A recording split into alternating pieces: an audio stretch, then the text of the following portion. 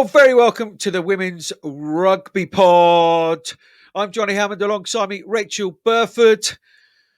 Was another exciting week in the world of women's rugby. Just the two of us this week, but a semi-precious podcast. See what I've done there? Reviewing the English Premier XVs semi-finals. Of course, Harlequins against Wasps, Saracens against Loughborough Lightning. We've got news from all over the world, from Uganda and Mexico, and a bit of sevens in there as well. Another busy week. It's episode 79 of the Women's Rugby Pod. So how are you, Burf? With a weekend off? Not sure it was a weekend off. We had training on Saturday. Did you? Yeah, of course we were. Full on? With Six Nations, we haven't had the whole team together for a long time. So it was nice to roll in onto Saturday, and we had a little bit of a barbecue in the rain after. But yeah, it was just nice for us to all have another session together and have a bit of a social after. Just keep preparing for the big game this Saturday. Good stuff. Yeah, we'll get into that in just a moment or two. What else is going on in your world? Well, just all eyes on semi-final, to be honest, Johnny. It's, we know how important it is and the opportunity that we have in front of us. So rugby-wise, it's all kind of focused in on that. Got some of the Girls Rugby Club camps coming up in a couple of weeks, so busy planning those and getting some of the other players involved in that. So that's great. We've got Skaz coming down to a couple of camps, got Shauna Brown, and we've got Marley Packer. So good stuff. Good stuff. And we've got exciting news, haven't we? We announced it last week, but we're now up and running and live. We've got a live podcast next week with in association with Allianz. So basically, it's the official final preview. Details, please, Rachel. Yes, as you can see on the screen, we're going to be going live next Wednesday on the 26th of May. You can get your tickets on everbright.co.uk. And yeah, we're going to have some guests from the finalists, whoever they may be. We're going to get stuck into ask some questions and preview that big game. Yeah, absolutely. Eventbrite.co.uk, search Women's Rugby Pod. And yeah, well, guests from the two finalists. Who will that be? Let's get into that straight away then, Burf, shall we? Let's have a look in depth at your game, Harlequins against Wasps. Let's look at your camp first. Not too many injuries. You had sort of Sarah Beckett out, but she's come back now. What's the physio room looking like? Busy? Oh, it's always busy, isn't it? A bit of TLC leading into big games. Look, we're in a good place. We've got our players available, which is great. We've struggled this year with having quite a few injuries in and out of the squad. So it's really good to have everybody fit and up for selection and pushing for places this weekend. And yeah, look, we're ready to take on Wasps. We know how much of a challenge it will be for the full game. They've had some brilliant form this season, and if you allow them to play, then it's going to be a really tough day at the office. So we're going to try and make sure that we don't allow that to happen. Where are you? Because that's just. I don't know who's done your media training, but that is straight bat, right back at the bowler, just nerdling, a sort of Jeffrey Boycott type reply. Where are you going to win the game, Rachel Burford? By scoring more points. Oh, it's brilliant, isn't it? I can't give away blood out of a stone this morning, ladies and gentlemen. Blood out of a stone. What are the key battle areas? Well, like any game, the breakdown area will be massive, and possession, looking after the ball and taking opportunities. And we've done that plenty of times this season, but we've also been on the other side of it this season as well. So yeah, there's a couple of areas that we're going to have to be really squeaky clean on. Discipline. We know that what Meg Jones can do in that side. And, we don't want to be easily punished by giving away, being, loose with our discipline around the pitch. Where do you think you have the edge over Wasps? Our pack is outstanding. And when we get into areas of the gold zone, in that 22, they are a formidable force that is really, really hard to stop. And, historically speaking, with players after the game from Wasps, they're like, oh, when your pack just get the ball, it's really hard for us to try and stop them. So I think we do have that edge over them in the pack. Tight game last time out, but it's 2 wins. Was it 2019? If memory serves me right, and then early in the season it was 31 something.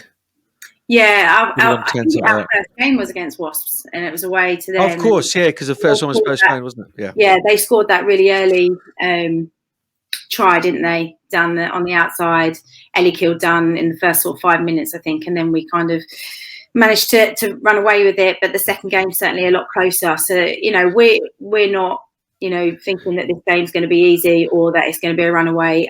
I expect it's going to be, a tight encounter, and it's going to be those small margins that it comes down to. It may be a slightly obvious question, but be fair to go into this game having lost the last 2 or won the last 2. Is there extra motivation because you have lost those 2, or is that a psychological edge? Do you not shut them out early doors, and the worries and the doubts and the demons start to creep in for them? I guess it can swing both ways, can't it? It can be that motivation to go, this is our opportunity. We've been close. We know what we didn't do in that game to close it out and to win it. So we know how to beat them, or it's the other side of it. And it's, winning becomes habit, but so does losing. So you have all those kind of psychological battles also going on. And, ultimately it's who can manage that pressure on the day.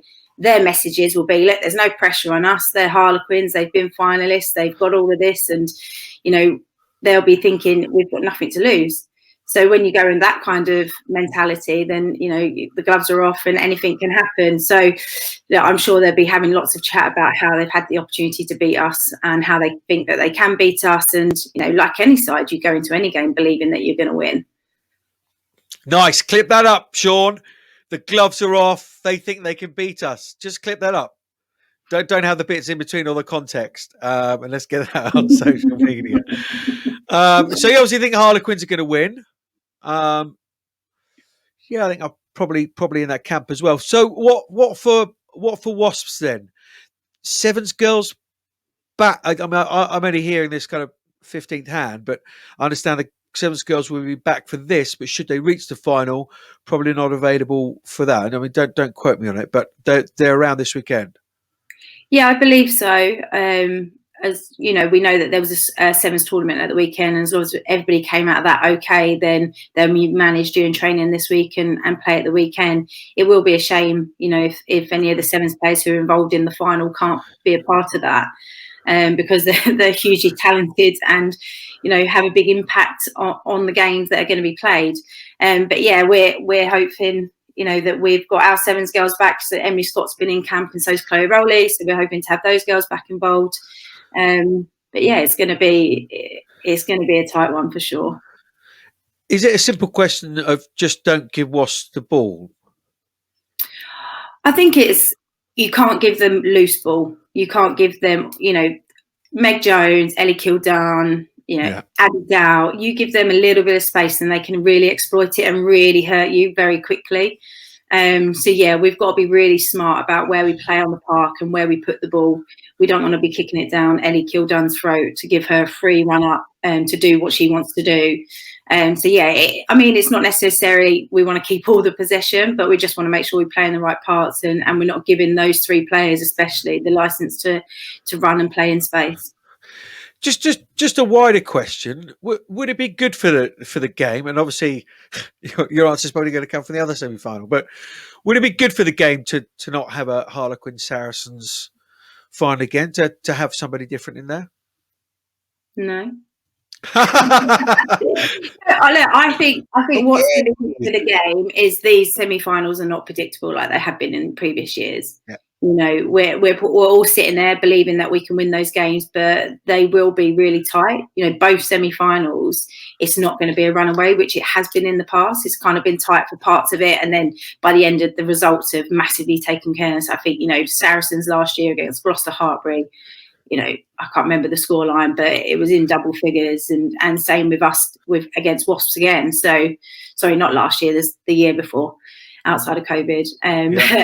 But yeah, I think that's good for the game. And, even, we've had so many different fixtures this year where teams have surprised. They've been knocking on that placement to get into the top four. And I think this is the real start of an ultra competitive league next season, where it won't be the two teams kind of, marching all the way through the league at the top of the table. Yeah, and I think, we've wanted to believe that the semi-finals in the past were going to be really competitive, and I think the likes, as you say, Gloucester Hartby and Wasps themselves as well, just kind of run out of steam. But I think that gap is closed in terms of strength of depth and what have you. So I think, these are proper semi-finals, and I think, my humble opinion, would be nice to have a different team in. Yeah, but ultimately, you got the best two teams in the final. Whether you agree with playoffs and all that kind of stuff or not, but that's where it is. Harlequins and Saracens have led the way most of the season. That's not to say that if it was a Wasps Loughborough Lightning final, it wouldn't surprise me. But let's lead on to Saracens in the reigning champs against Loughborough Lightning. Let's look at the contenders first. Then Loughborough Lightning. I'm not sure we yet this season, or may even be once or twice, seen their best. What Reece Edwards thinks is their best 15 starting. I just don't think with injuries and international call-ups and what have you. I don't think, and that may be the same for lots of other teams. But I think if they put their best performance out with their best team, that there could be an upset. Yeah, but look at some of the fixtures that they've had against Saracens as well. You talked about that psyche. They've lost at the death against them beforehand. So, I'm sure Reece will be doing a hell of a lot of work around closing games out and making sure, those dying moments are managed better. But I think you're right. There could be an upset, and you could say that about our game as well. And that's why these semi-finals are really something to be excited about, because it is not going to be a predictable result for sure. And like you said, lots of teams this season haven't had their full strength back. Saracens are the same. They've had, Bryony Kill, Bottoman out, and now those guys are back involved. And I think, so to see teams go strength to strength against each other is exciting, because you haven't seen that yet during the season. Yet they've had really close games, narrow wins and narrow losses. So again, we talk about how exciting our game's going to be, but that is equally just going to be as exciting as well. Yeah. All that said, if I had £1 to put on one team to win the whole thing right now, I would go Saracens, because you don't bet against them. And I was lucky enough to do the game in the last round at Worcester. They were beating all tails up in most facets of the game. Still won the game quite easily, because when they had those opportunities, they took them, and they have that ability just to put the foot on the pedal when they need to. And we've seen it time and time again, whether it be against Gloucester Hartby, against Worcester, against Loughborough, the dying moments of games, they pull stuff out of the bag. You have similar thoughts about them? Yeah, I mean, I've been on the receiving end of them doing that. And yeah, they had big game players in big moments. How many times does Marley Packer step up and score critical tries or make critical turnovers that then allows and puts their team in a position to take an opportunity? So yeah, they're very good at turning momentum to come back their way. They stay in the fight constantly. And that's something that's, you can't coach those kind of things. That's the mentality, and that's something that they've had throughout the last 4 or 5 years of the league. And that is something that you've got to try and break down as a side, and not give them any of those kind of little small wins and those opportunities, because they're a massive confidence side. As soon as someone like Marley Packer gets a big turnover, that lifts all of them. As soon as somebody puts in a big tackle or makes a great run down the wing and gets them back in front, or Zoe slots a kick, that it just lifts the entire team. And I think when they play with confidence, they're one of the toughest teams to beat. So Loughborough obviously been close. Was it 29-24 earlier in the season? And what was the other result between them? 29-38. It's not that close back in April. What do they need to do more of to beat Saracens? What I mean, again, I don't want to give away all your trade secrets, but just generally, what areas of the game do the bonus miss and all the rest of it? Are the Loughborough Lightning fans out there hoping that Loughborough can do to Saracens to get the W? I probably think, where Saracens have always come out on top is, that last 10, 15 minutes and how they play in that time. You've seen also Loughborough or against other sides kind of lose the game in the last moments because maybe their game management's just not quite right, or they're not playing in the right area, or they're trying to play a little bit too much. And like, Helena Ronan, with all the experience she's had internationally as well this year, and potentially, are we going to see Emily Scarrett in the backfield? That can really suit them, and that can give them that kind of management of the game and of the pitch, which could then, keep Saracens out of those danger areas. Nice. Keep them turning back. Use the boots. And they go. Helena Ronan and Emily Scarrett, two of the biggest boots going, could seriously put some pressure on. And yeah, they're well coached and they're a smart side. Come on then, who's going to reach the final? Oh.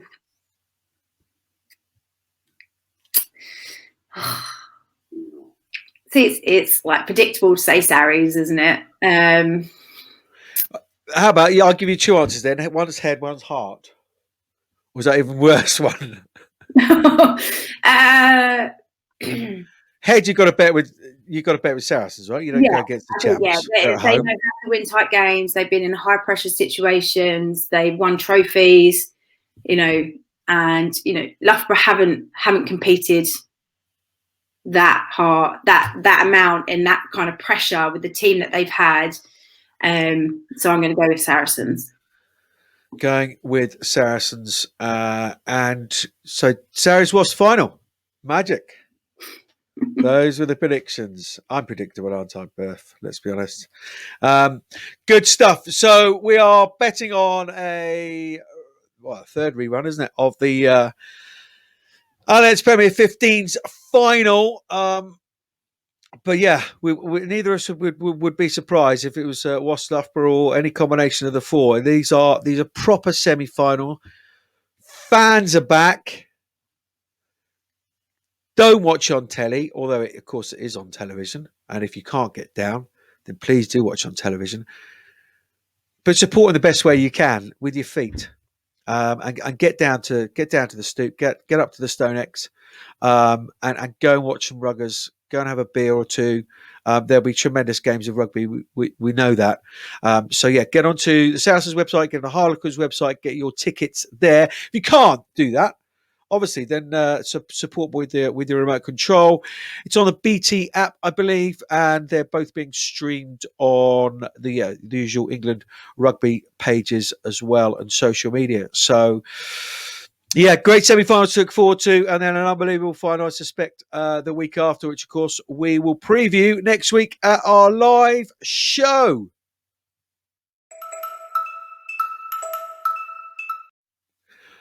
Loads of other news outside of the UK, well, including the UK as well, to get you up to date with.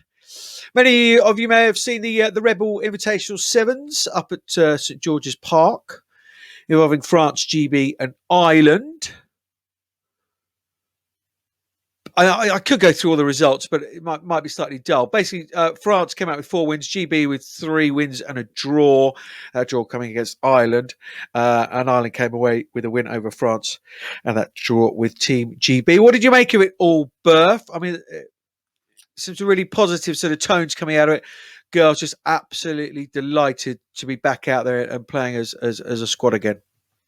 Yeah, I think results aside, just seeing players get back to doing what they love and the dream that they had that was, taken away from them however long ago now, when their contracts were taken. And so to see them get together and now put it into games. It was a great weekend to watch, and I wanted there to be more games, if I'm honest. You kind of wanted to see how they would kick on and how some of the other players would play. You know, I don't know what their selection process was, but you saw lots of different combinations, lots of different players.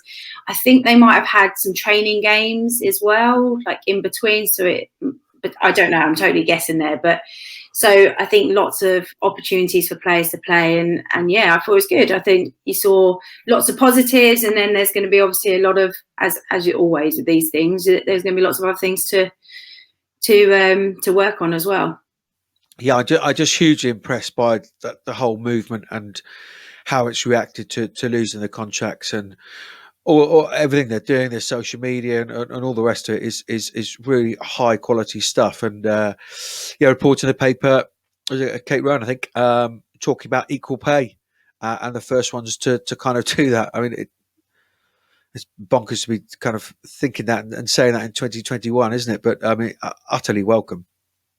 Yeah, no, it is, and it was a really good article, and it just talks about the opportunity for that, and if it's going to be sustainable. But yeah, I think, you know, lots of players have put their hand up for the games, and you know, a couple of standout players for me, you know, Jazz Joyce and Rhoda Lloyd. I mean, you know, having those two players to roll on, roll off, half time, get a fresh pair of legs on, you know, they score from anywhere and from nothing, and you need game changers like that. That's something that, you know, in the past, watching England, they just don't have that kind of real raw electric sprinter pace. You know, they have different types of sprinters, but not like that. Those two in the caliber that they have. And then I thought Meg Jones stepped up every time she played. And you know, I see a captaincy in her for the Team GB job. I think, you know, she leads by complete example. She's an ultimate professional, and she actually puts her heart and her body on the line. So I'd be, you know, interested to see where that goes and who gets that armband.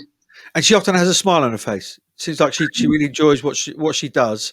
I mean, I don't know her particularly well, but just seems to enjoy and sort of spread that positivity and enjoyment throughout people around her. Yeah, no, you've hit her in one there, Johnny. She's really positive.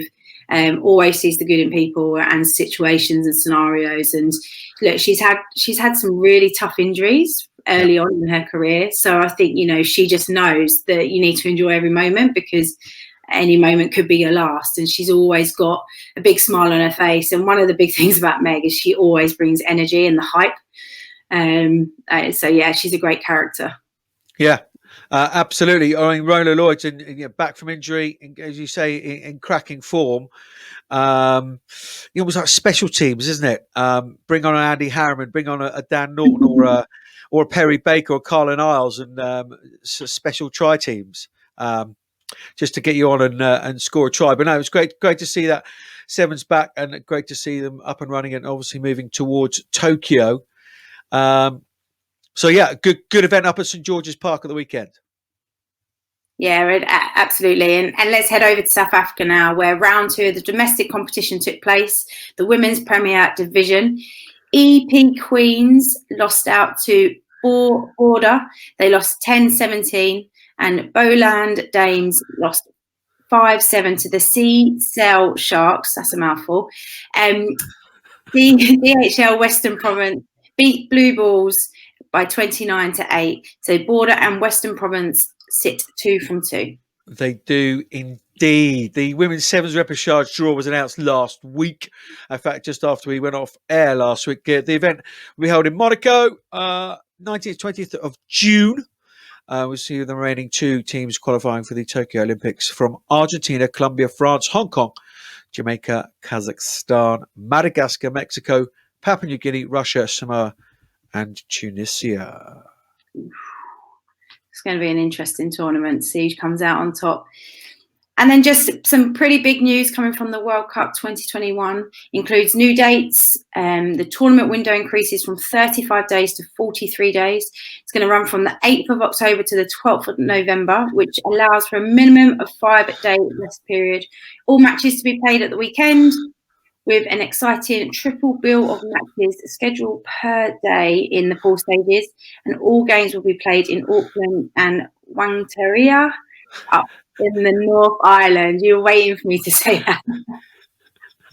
I'm going to get in trouble for that. How do you say that? Thungaray, I think. Oh, I apologise. Thungaray up in the North Island. We'll just bleep that out. We'll Yeah, like a swear word. Beep. Yeah, Auckland and slightly further north on the coast. Yeah, indeed so. Staying over that way, this weekend, the Trans-Tasman Sevens will see the Blackferns take on Australia twice each day for 3 days over the weekend, Friday and Sunday at Grammar Tech in Auckland. And that's free to go and watch. So, yeah, again, get yourself down there. Do your support of women's rugby with your feet. Saturday, the whole event, including the men's sides, will play at Eden Park. Ticketmaster for those tickets, and as ever, it will all be on Sky New Zealand as well. And dates for the 2021 Farah Palmer Cup have been announced. It's a 7-week round robin with the top 4 teams in retrospective Premiership and Championship divisions playing semi-finals 3rd to the 5th of September. The following weekend, we'll see the retrospective finalist teams off for the Championship and the Premiership titles. Premiership teams this season include Canterbury, Counties, Auckland, Bay of Plenty, Wellington, Otago and Waikato. And who are the Championship teams, Johnny? Very good. Manawatu, Taranaki, Hawke's Bay, North Harbour, Northern and Tasman. See what you did there. Very good.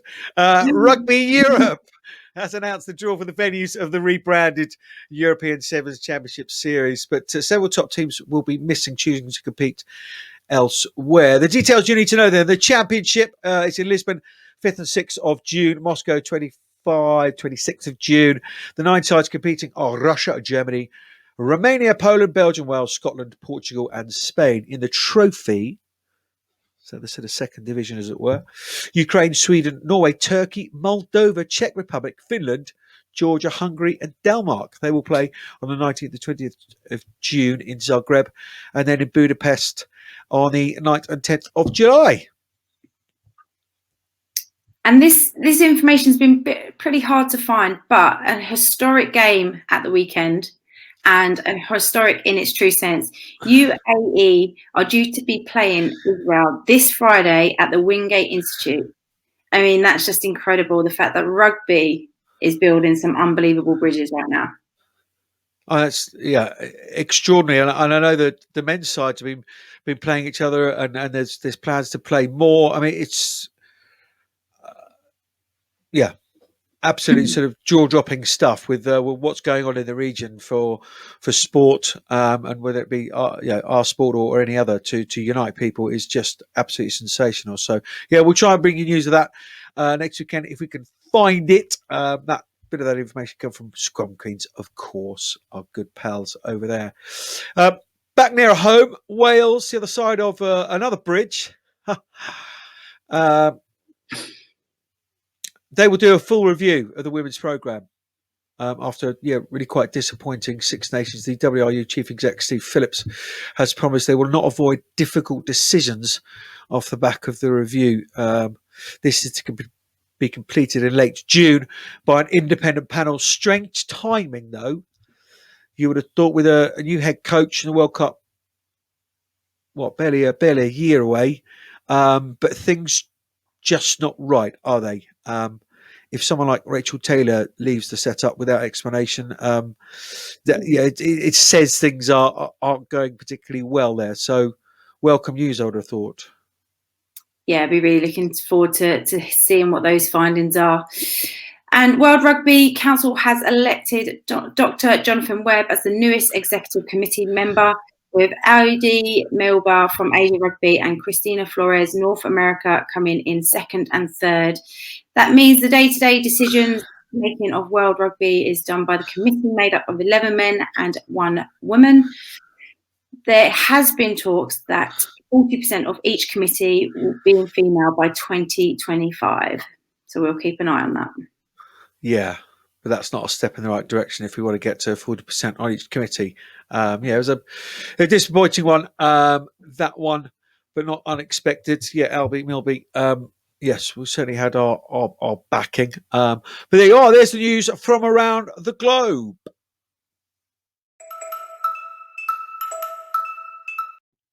Join to close Burf on this episode 79, would you believe, of our regular Tuesday podcast. A few shout outs to finish up there with, though. Yeah, this one's an important shout out. It's with the Perception Agency. Flo Williams has teamed up with Salford and Nottingham Trent universities to develop the first research study into professionalism of women's rugby, mainly to assist the progression of women's rugby off the field. But please complete this if you are in the Allianz, Premier 15s or an international player. Go along to either Flo Williams or Perception Agency and you'll find the link in the bio there to take part. Really, really important that we get that information. Yes, do it. Flo doing some great things as ever. She's very fact and on verba, isn't she? Monaco doing things as well because they will become the 142nd country to play international women's sevens when they play in the European Sevens tournament in Belgrade. That'd be a gig, wouldn't it? Oh, wouldn't it just? Oh, Monaco, honestly. I almost reached international sevens level, really, honestly, as a front rower. I was up there. So if there is a little coaching job, do get in touch. And let's head over to Uganda and the news there. The Yules 10s tournament happened at the weekend. Black Diamonds were crowned champions and Mary Nakato was the MVP. But also on that day, over 50 kids were enjoying playing and watching some ruggers. Indeed, they were. Big shout out to Sidmouth RFC Valkyries who are looking for a new head coach for their newly formed side. Please contact Glenn Channing on coach coordinator at sidmouth.rfc.co.uk or check out their socials at Sidmouth RFC. And also, Sandra Gomez has been in touch from Dartford RFC, former Saracens player, have you know, are also holding their inner warrior camp for anybody of any ability from the age of 11 and up on Wednesday the 26th, 6:30 till 9 p.m. If you can make it, or if you're not on our live show, that is, then head on down to Dartford RFC. Yeah, indeed. If you're around Dartford, then obviously encourage you to get down to that inner warrior event. If you're not, then what should people do on Wednesday, the 26th of May? Burf, next Wednesday, 8 days' time. Well, they need to be getting tickets to join us on our live podcast where we're going to be previewing the semi-final. Or the final, in fact. The final, you're right. I'm stuck in this week. Brilliant. Burf's off to have another flagon of coffee because she's clearly not had enough this morning. She is. We are previewing the final, aren't we? With our friends Allianz, and we don't know the guests, obviously, because we don't know who's going to be in that final. One thing I can guarantee you, though, is that Burf will be there. Hopefully, talking about the right game, not looking back at the semis, but we'll be there. We guarantee that we'll be there chatting about the final. I will be there, and you can definitely get your tickets at eventbrite.co.uk. Early bird offer. First 100 tickets are just £3. We did our last live event for free, but hope everybody understands out there that these things come at a cost and take lots of time, effort, and energy and money. Yes, £3 for the first 100 tickets. After that, it will be £5. With that ticket, not only you get the scintillating chat and probably the best chat that week around that final, we will get some proper stars on alongside our own twinkling star Rachel Burford, and you'll also get entrance to the draw on the night. And there are 4 tickets to the final up for grabs, so you need to be there. You need to be in it to win it. That's the bottom line. There's a few other prizes as well, potentially as well. So, do get your tickets. If you're not down at Dartford for the Inner Warrior Camp, then do join us on the live show next week, eventbrite.co.uk. That's about it then, Burf, for another week. Wrapping it up, crashing towards the end of the season. Got a couple of nice little plans for post the live event.